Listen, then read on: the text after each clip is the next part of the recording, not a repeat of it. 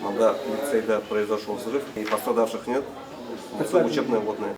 Террорга каршы көрәш комиссиясы Мөслим лицейның гадәттән тыш хәлләргә әзерлеген гамәлдә сынап карады. Теорияны ятлап истә калдырырга мөмкин, белемне тормышта куллана белү кирәк. Шуны тикшерү максатында лицейга шартлы җинаятьче кертелде. Вахтерлар уяулыкларын раслап мәктәп җитәкчелегенә хәбәр итте.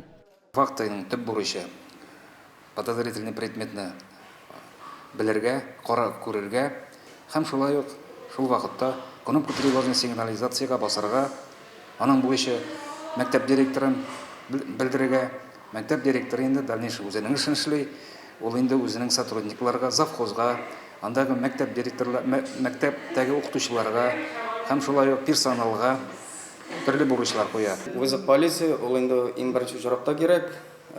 Пожар булса да, теракт булса да, иң беренче чиратта шуңа басыла.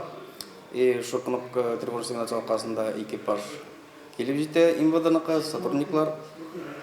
И шу 2-3 минут içinde башлана инде теракт буламы, пожар буламы.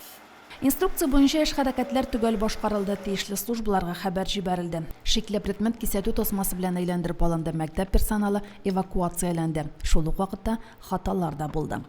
Район антитеррор комиссиясының, район эчке эшләр белән һәм МЧС бүлегенең һәм башка структураларның өйрәнү тренировкалар булды. Аварийный службалар безнең данные сообщения буенча РОВДдан сигнал киткәч тә оперативный рәвештә килгән тиешләр, но кайберәүләре узаграк килделәр.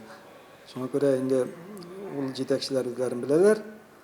Андый вакытта экстренный тиз рәвештә килеп, үзләренә йөкләнгән бурычларны үтәргә тиешләр.